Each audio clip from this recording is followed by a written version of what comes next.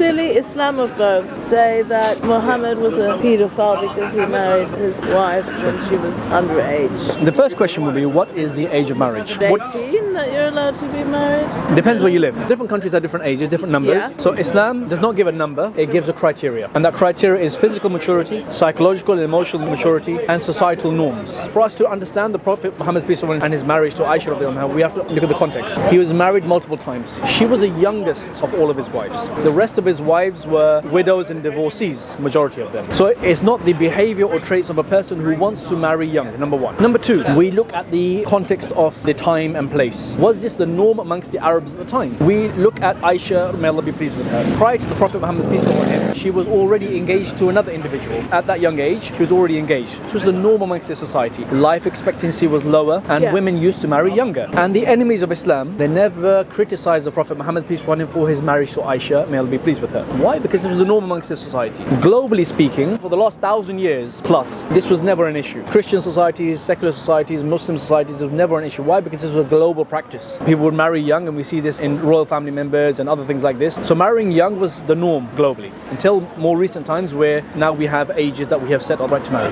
Her father actually gave consent for her marriage to the Prophet Muhammad peace be upon him. What they are insinuating is that he took advantage of her, she was a victim of abuse, and these sort of connotations behind this accusation. We look at Aiše radiallahu anha. She excelled in Islam as a scholar. She wasn't held back in life, which is what normally happens to a person who goes through abuse as a young child. She excelled as a scholar in Islam, transmitted thousands of narrations from Prophet Muhammad peace be upon him, so that we know some of the intricate details on how we should live with our family members, etc. She lived for 50 years after the Prophet Muhammad peace be upon him passed away. Never once did she say about any ill treatment that he did during her time with him. But now when it comes to the modern day, just because she was physically mature at that age, which in that part of the world, in warmer climates, women do menstruate earlier and younger. Diets and climates and these things do affect it. And even till this day, you can see that as well around the world. But it's not just that. If a person reaches the physical maturity, are they emotionally, psychologically ready for marriage? And even then, does society accept it as a norm? So even if a woman in this day and age was ready, physically, psychologically ready for it, a girl rather, the society would not accept it as a norm. So it's not something which we practice today. Neither is it a commandment in Islam for every Muslim man to go and marry at this age. So this was the context to understand why did he do this and the full picture behind it as well. I totally understand. Thank you so much for your explanation.